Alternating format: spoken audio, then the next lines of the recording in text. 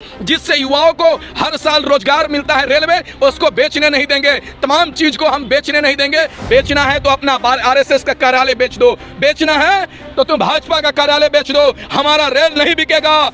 हाँ, देश इतना मजबूत हो रहा है कि चाइना हमारे देश में घुस रहा है। देश इतना मजबूत हो रहा है कि युवाओं को रोजगार चला जा रहा है। देश इतना मजबूत हो रहा है कि हमारा जीडीपी माइनस में धंस रहा है। आप अडानी को और अंबानी को अगर रेलवे को निजी किराए पे दे रहे हैं तो उस रेलवे पर भारतीय रेलवे लिखा होना चाहिए, ना कि अडानी ग्रुप और अंबानी का नाम लिखा रहना चाहिए।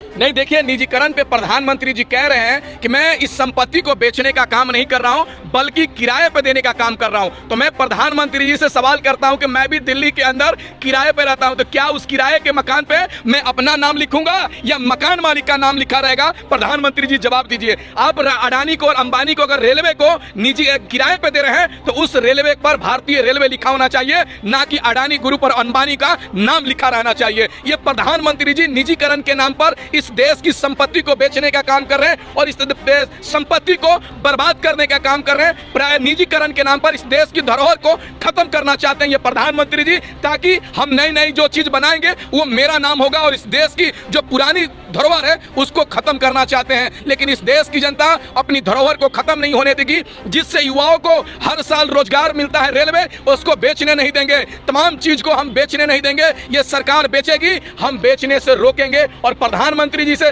सवाल करेंगे कि प्रधानमंत्री जी, बेचना है तो अपना आरएसएस का कार्यालय बेच दो, बेचना है तो तुम भाजपा का कार्यालय बेच दो, हमारा रेल नहीं बिकेगा, हमारा इंडिया गेट नहीं बिकेगा। ये हमारी संपत्ति है, हिंदुस्तानों की संपत्ति है। मोदी जी, आप नहीं बेच सकते हैं, हम बेचने नहीं देंगे आपको। आप आम खाइए, गुठली से क्या मतलब है? मैंने आम खाइए, मैंने सड़ल आम खिलाइएगा तो सड़ा हुआ आम खाएंगे हम।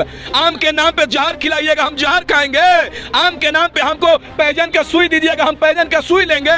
प्रधानमंत्री जी निजीकरण के नाम पर, रोजगार के नाम पर, महंगाई के नाम पर हमको गुमराह करने का काम कर रहे हैं। इस देश के लोगों को ठगने का काम कर रहे हैं।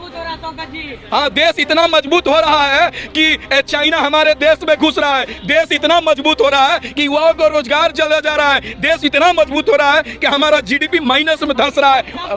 अरे पाकिस्तान कांप रहा है। अरे पाकिस्तान का बात करते हैं, आपके जैसा चटलतार पत्रकार वो पाकिस्तान, हिंदुस्तान का तुलना पाकिस्तान से ही कराएगा। अरे पाकिस्तान की बात मत कीजिए पत्रकार महोदय। सुनिए, पाकिस्तान चंदे पे पलता है, इस बात को मानिए। हमारा हिंदुस्तान का तुलना अमेरिका से होना चाहिए, लंदन से होना चाहिए, पाकिस्तान से नहीं होना चाहिए। अरे पाकिस्तान की क्या बात करते हैं भाई? देश सुरक्षित हाथों में है, नहीं तो चले जाइए अफगानिस्तान। अरे अफगानिस्तान में कौन जाए? मोदी जी को बजाना पड़ेगा अफगानिस्तान, हम नहीं जाएंगे। 15 अगस्त 1947 को आजाद हुआ, जिसको अफगानिस्तान जाना था चले गए। हम हिंदुस्तान में रहे और हिंदुस्तान में रहेंगे। मोदी जी को अफगानिस्तान जाना पड़ेगा, बांग्लादेश जाना पड़ेगा। मजबूत हाथ में। अरे आजादी के बाद से सबसे कमजोर कोई प्रधानमंत्री बना है तो जिसका नाम है नरेंद्र मोदी। हम उस टेलर को खोज रहे हैं, उस फीता को खोज रहे हैं जो प्रधानमंत्री के सीना 56 इंच नापा है। अरे इतना धांधली होता है भाई? 36 इंच का सीना को 56 इंच बताया गया है। हमको शेर दिखाकर बकरी दिया गया है, लोमड़ी दिया गया है। यह शेर नहीं, केवल शेर का खाल पहने हुए हैं और इस देश की जनता को ठगने का काम कर रहे हैं।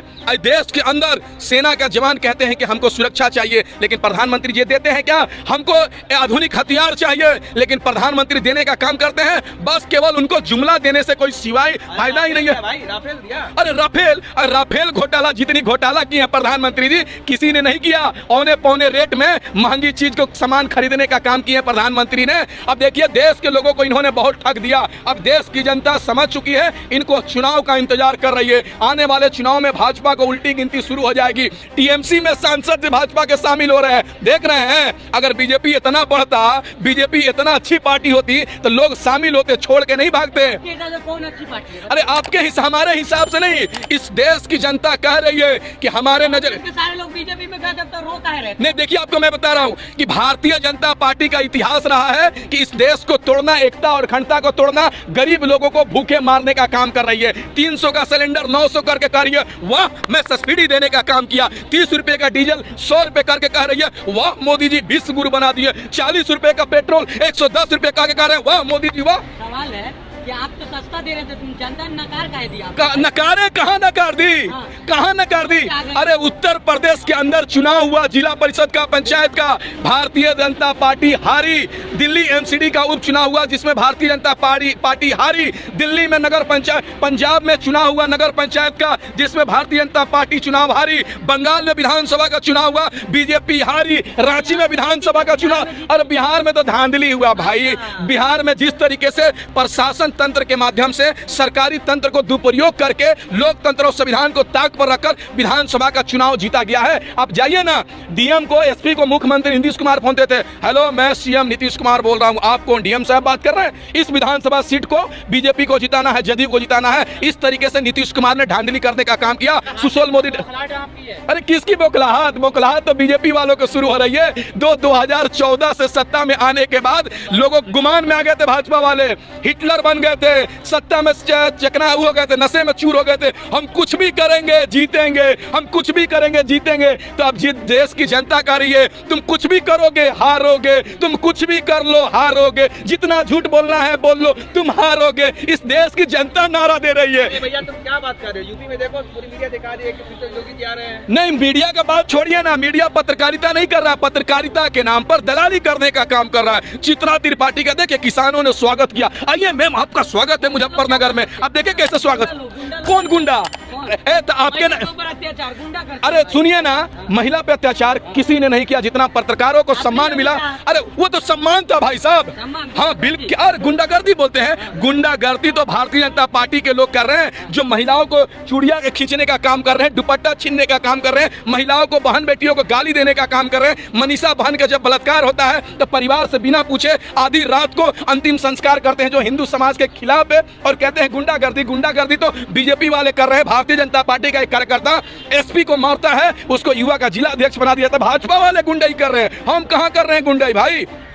निजीकरण पे आप लोग धरना प्रदर्शन कर रहे हैं, अपने बच्चा को, अपने भाई को, बहन को प्राइवेट स्कूल में काहे दाखिला करवाते हैं? एक बात बताइए, सरकार ने इस चीज को दोहरी नीति अपनाने का काम किया है। इस देश के अंदर सरकार ने दोहरी नीति चलाने का काम किया है कि गरीब के बच्चों के लिए अलग शिक्षा का व्यवस्था रहेगा, अमीर के बच्चों के लिए अलग शिक्षा का व्यवस्था रहेगा, गरीब लोगों के लिए अलग स्वास्थ्य का व्यवस्था रहेगा, और अमीर लोगों के लिए अलग बेहतर इलाज होने का व्यवस्था कराएगा। ये सरकार ने किया है। आप बताइए, अगर प्रधानमंत्री जी सरकारी स्कूलों में बेहतर शिक्षा देते हैं तो क्यों लोग प्राइवेट स्कूल में जाते? अगर सरकारी स्कूल में बेहतर इलाज होता तो लोग प्राइवेट स्कूल में, हॉस्पिटल में क्यों जाते?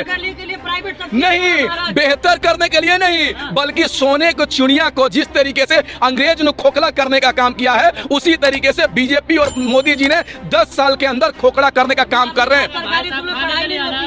सरकारी कर्मचारी काम नहीं करते हैं, प्राइवेट किया जाएगा। एक बात बताइए पत्रकार महोदय, अगर सर में दर्द होगा तो हम दर्द का दवा खाएंगे कि गर्दन काट लेंगे? ये बताइए हमको। अगर कोई नहीं, आप बताइए हमको, अगर कोई ऑफिसर काम नहीं करता है, कोई शिक्षक पढ़ाता नहीं है, कोई डॉक्टर बेहतर इलाज नहीं करता है, तो आपको उसको हटाने की जरूरत है, सस्पेंड करने की जरूरत है, ना ही कि व्यवस्था को खत्म करने की जरूरत है। देखिए, अगर व्यवस्था में कमी है तो प्रधानमंत्री जी व्यवस्था को दुरुस्त कीजिए, इस देश को मत बेचिए, इस संस्था को मत बेचिए, इस जो गरीब अमीर का जो कल्चर है उसको बांटने का काम मत कीजिए। आप बांट रहे हैं इस देश को। अब देश बंटने वाला नहीं है। हमारा देश 15 अगस्त को बढ़ चुका है, अब हमारा देश नहीं बटेगा। हम मिलजुल कर इस देश को बचाने का काम करेंगे, लोकतंत्र बचाने का काम करेंगे, संविधान बचाने का काम करेंगे, और जो सरकार बांटने का काम करेगी उसको हम बांटने का काम करेंगे।